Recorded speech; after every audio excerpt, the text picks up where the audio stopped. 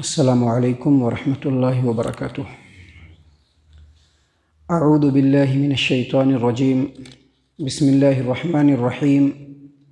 افغیر دین اللہ یبغون ولہ اسلم من فی السماوات والارض طوعا وکرہا والیہ یرجعون۔ قل آمنا باللہ وما انزل علینا وما انزل علی ابراہیم وما انزل على ابراہیم واسماعیل واسحاق ویعقوب والاسباط وما اوتی موسیٰ وعیسیٰ والنبیون من ربهم لا نفرق بین احد منهم ونحن له مسلمون ومن یبتغ غیر الاسلام دینا فلن يقبل منه وهو في الآخرة من الخاسرین۔ کیا یہ لوگ اللہ کے دین کے علاوہ دوسرا دین تلاش کر رہے ہیں، حالانکہ جو کچھ آسمانوں میں ہے اور زمین میں ہے وہ خوشی سے ہو یا زبردستی اللہ تبارک و تعالیٰ کے ہی فرما بردار ہیں اور اسی کی طرف سب کو پلٹ کر جانا ہے۔ اے نبی صلی اللہ علیہ وسلم، آپ کہہ دیجئے میں اللہ پر ایمان لایا اور جو کچھ ہمارے اوپر نازل ہوا ہے ہم اس پر ایمان لائے، اور جو کچھ ابراہیم پر، اسماعیل پر، اسحاق پر، یعقوب پر اور اس کے آل و اولاد پر نازل ہوا اس پر ہم لوگ ایمان لائے، اور جو کتاب موسیٰ اور عیسیٰ پر نازل ہوا اور نبیوں پر نازل ہوا جو ان کے رب کی طرف سے ہے ان پر بھی ہم ایمان لائے، اور ہم نبیوں کے درمیان کوئی فرق نہیں کرتے ہیں، اور ہم لوگ اللہ تبارک و تعالیٰ کی ہی فرما بردار ہیں۔ اور جو شخص اسلام کے علاوہ دوسرا دین تلاش کرنے کی کوشش کرے گا وہ دین اس سے قبول نہیں کیا جائے گا اور وہ آخرت میں گھاٹا پانے والوں میں سے ہوگا۔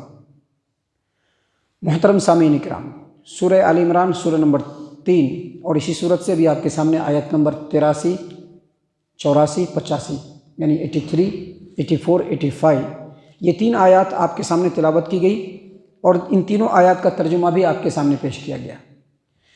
سامعین کرام، اللہ تبارک و تعالیٰ کا دین، اللہ نے یہاں پر فرمایا ہے افغیر دین اللہ یبغون، کیا وہ لوگ اللہ کے دین کے علاوہ دوسرا دین تلاش کر رہے ہیں؟ تو یہاں پر اللہ کا دین دین اسلام ہے، جیسا کہ اسی صورت کے آغاز میں اللہ تبارک و تعالیٰ نے فرمایا کہ ان الدین عند اللہ الاسلام، دین اصل میں اللہ کے نزدیک کیا ہے؟ اسلام ہے۔ اور اسلام دین، جیسا کہ آپ کو معلوم ہے کہ اسلام دین 2 چیزوں کا مجموعہ ہے۔ نبی صلی اللہ علیہ وسلم آخری حج میں جب لوگوں سے رخصت ہونے لگے، جب وفات پانے کا وقت قریب آیا تو اپنی امت کے لوگوں کو بہت ساری وصیتیں کی۔ ان وصیتوں میں سے ایک وصیت یہ بھی تھی کہ میں تمہارے درمیان 2 چیزیں چھوڑ کر کے جا رہا ہوں، ان 2 چیزوں پر ایمان لے آؤ گے، مضبوطی سے عمل پیرا رہو گے، گمراہ نہیں ہوگے۔ اور وہ 2 چیزیں کیا ہے؟ ایک اللہ کی کتاب اور دوسرا پیارے رسول صلی اللہ علیہ وسلم کی سنت۔ تو یہی 2 چیز اصل میں اسلام ہے۔ اللہ تبارک و تعالیٰ نے یہاں پر فرمایا ہے لوگوں کو مخاطب کرتے ہوئے، لوگوں کے بارے میں کہتے ہوئے کہ افغیر دین اللہ یبغون، کیا یہ لوگ اللہ کے دین کے علاوہ دوسرا دین تلاش کر رہے ہیں؟ یہ جو دین اسلام ہے نا، اس کا اصل خلاصہ اور اصل مفہوم، دین اسلام کا جو اصل مفہوم ہے وہ یہ کہ اللہ تبارک و تعالیٰ کے آگے جھک جانا، اللہ کے سامنے سر کو جھکا لینا، اللہ کے حکموں کے آگے اپنے آپ کو جھکا لینا، سرنڈر کر دینا، اسی کو کہتے ہیں اسلام۔ اور اسلام کو ماننے والے لوگ مسلم کہلاتے ہیں۔ اسی لیے بہت سارے اہل علم نے یہ بیان کیا ہے کہ وہ اونٹ جو نکیل والا ہوتا ہے اس کو بھی مسلم کہتے ہیں۔ کیوں مسلم کہتے ہیں؟ کیونکہ اگر اونٹ بغیر نکیل کے ہو تو کوئی بھی اس کو قابو میں نہیں کر سکتا ہے، کہاں چلا جائے گا پتہ نہیں چلے گا۔ لیکن اگر اس اونٹ کے ناک میں نکیل ہو تو اس کو اگر ایک چھوٹے بچے کو بھی دے دیجئے تو جدھر چاہے گا لے کے چلا جائے گا، کیونکہ وہ مسلم ہوتا ہے۔ ویسے ہی مسلمان کا نام مسلم اس لیے رکھا گیا ہے کہ وہ اللہ تبارک و تعالیٰ کے ہر حکم کے آگے جھکنے والے ہوتے ہیں۔ اللہ تبارک و تعالیٰ نے یہاں پر بیان فرمایا ہے افغیر دین اللہ یبغون، کیا یہ لوگ اللہ کے دین کے علاوہ دوسرا دین تلاش کر رہے ہیں؟ وَلَهُ أَسْلَمَ مَنْ فِي السَّمَاوَاتِ وَالْأَرْضِ طَوْعًا وَكَرْهًا وَإِلَيْهِ يُرْجَعُونَ۔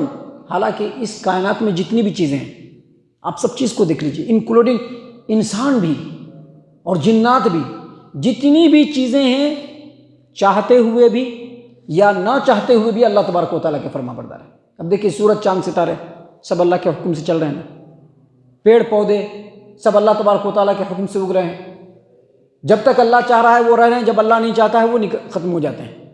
دریا ہے، سورج ہے، چاند ہے، ستارے ہیں، سیارے ہیں، فرشتے ہیں، سب کے سب اللہ تبارک و تعالیٰ کے حکم کے آگے اختیاری طور پر ہو یا اضطراری طور پر، چاہتے ہوئے بھی ہو یا نہ چاہتے ہوئے بھی، ان کو اللہ تبارک و تعالیٰ کی فرما برداری کرنی ہے۔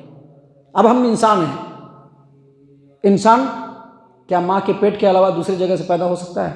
نہیں، اس کو ماں کے پیٹ سے ہی پیدا ہونا ہے۔ کس کا حکم ہے یہ؟ اللہ کا۔ جب بچہ پیدا ہوتا ہے تو بچہ رہتا ہے، کیا وہ اٹھ کے کھڑا ہو جائے گا؟ نہیں، کیونکہ وہ اللہ کا فرما بردار ہے۔ بچے سے بڑا ہوگا، نوجوان ہوگا، پھر جوان ہوگا، پھر بوڑھا ہوگا، پھر بالکل بوڑھا کھسٹ ہو جائے گا۔ کیا بوڑھا کھسٹ ہونے کے بعد پھر وہ بچہ ہو سکتا ہے؟ نہیں۔ کیوں نہیں ہو سکتا ہے؟ کیونکہ وہ اللہ کا فرما بردار ہے۔ تو دنیا میں جتنی بھی چیزیں ہیں، اللہ نے قرآن کریم کے اندر سورۃ الرعد کے اندر بیان فرمایا ہے، وَلِلَّهِ يَسْجُدُ مَن فِي السَّمَاوَاتِ وَالْأَرْضِ طَوْعًا وَكَرْهًا، جو کچھ آسمانوں میں ہے، زمین میں ہے، سب کے سب اللہ تبارک و تعالیٰ کے سامنے جھکے ہوئے ہیں، خوشی سے ہو یا زبردستی، خوشی سے ہو یا زبردستی جھکے ہوئے ہیں۔ کوئی بھی انسان جو اللہ تبارک و تعالیٰ کا منکر ہے، اللہ کا انکار کرتا ہے، اللہ کی نعمتوں کا انکار کرتا ہے، غیر اللہ کے سامنے جھکا ہوا ہے، وہ بھی ماں کے پیٹ سے ہی پیدا ہوتا ہے۔ وہ بھی ذرا بڑا ہوگا، پھر نوجوان ہوگا، پھر جوان ہوگا، پھر بوڑھا ہوگا، اور پھر مرنا پڑے گا اس کو۔ کوئی اس کو نہیں روک سکتا ہے، وہ اللہ کا فرما بردار ہے۔ اللہ تبارک و تعالیٰ نے اسی بات کو یہاں پر بیان فرمایا کہ یہ لوگ اللہ کے دین اسلام کے علاوہ دوسرا دین تلاش کر رہے ہیں، حالانکہ آسمان و زمین میں جو بھی ہیں سب اللہ کے فرما بردار ہیں، سب اللہ کے سامنے مسلم ہیں۔ مسلم کا مطلب ہے وہ جھکا ہوا والا، مسلم کا مطلب ہے کہ سرنڈر کرنے والا، مسلم کا مطلب ہے کہ اللہ کا حکم آیا اور سر کو جھکا لیا، اللہ کا حکم آیا اور اپنے آپ کو جھکا لیا۔ مسلم اسی کو کہتے ہیں، مسلم اسی کو کہتے ہیں۔ جناتوں کو، انسانوں کو اللہ نے تھوڑا اختیار دیا ہے، فرما برداری کرنے کا بھی اور نافرمانی کرنے کا بھی اختیار دیا اللہ نے۔ دونوں رستہ دکھا دیا کہ دیکھو یہ رستہ جو ہے وہ جنت کی طرف جا رہا ہے، دیکھو یہ جو رستہ ہے وہ جہنم کی طرف جا رہا ہے، اور تم کو اختیار ہے کہ تم کون سا رستہ اختیار کرو گے، تم کون سا رستہ چنو گے۔ اللہ تم کو اس کا اختیار دے دیا ہے، اسی لیے انسان اپنے مرضی سے اس رستے پر چلتا ہے۔ بہت سارے انسان اپنے مرضی سے جہنم کے ہی رستے کو چن چکا ہے۔ تو اللہ تبارک و تعالیٰ نے اختیار دیا ہے، لیکن اللہ تبارک و تعالیٰ کا ڈیمانڈ اور مطالبہ یہ ہے کہ جن چیزوں میں بھی اللہ نے انسانوں کو اختیار دیا ہے، جناتوں کو اختیار دیا ہے، ان چیزوں میں بھی وہ اللہ کا فرما بردار بن جائے، تمام لوگوں کے بالکل مطابق ہو جائے، بالکل اللہ کا مسلم بندہ بن جائے، اللہ تبارک و تعالیٰ کا فرما بردار بندہ بن جائے۔ اللہ نے اسی بات کو یہاں پر بیان فرمایا ہے کہ کیا یہ لوگ اللہ کے دین کے علاوہ دوسرا دین تلاش کر رہے ہیں، حالانکہ جو کچھ آسمانوں میں ہے، زمین میں ہے، خوشی سے ہو یا زبردستی، اللہ تبارک و تعالیٰ کے سامنے وہ جھکے ہوئے ہیں، اور اسی کی طرف ان کو پلٹ کر کے جانا ہے۔ سامعین کرام، اتنی ساری باتیں بیان کرنے کے بعد آگے اللہ تبارک و تعالیٰ نے فرمایا کہ اے نبی صلی اللہ علیہ وسلم، آپ لوگوں کو کہہ دیجئے آمنا باللہ، ہم اللہ پر ایمان لے آئے۔ کیا مطلب؟ اللہ کے سامنے جھک گئے، اللہ پر ایمان لے آئے۔ کیا مطلب؟ اللہ کے سامنے جھک گئے۔ وما انزل علینا، اور جو کچھ اللہ نے ہمارے اوپر، ہمارے لیے نازل فرمایا ہے۔ ہمارے لیے کیا نازل فرمایا ہے؟ قرآن، نبی کا فرمان۔ یہ جو نبی کا فرمان ہے نا، حدیث، یہ بھی اللہ کی طرف سے ہی نازل ہوا ہے۔ کوئی یہ نہ کہے کہ نبی کا فرمان انسان کی بات ہے، جو ایسا کہتا ہے وہ منکر ہے، اللہ کا منکر ہے، رسول اللہ صلی اللہ علیہ وسلم کا انکار کرنے والا ہے۔ تو اللہ نے بتلایا کہ قل آمنا باللہ، آپ کہہ دیجئے کہ ہم اللہ پر ایمان لے آئے، جو کچھ ہمارے اوپر نازل ہوا ہم اس پر ایمان لے آئے۔ وما انزل علی ابراہیم، اور جو کچھ ابراہیم پر نازل ہوا اس پر ایمان لے آئے، اسماعیل پر، اسحاق پر، یعقوب پر، ان کے آل و اولاد پر جو کچھ نازل ہوا ہم ان تمام پر ایمان لے آئے۔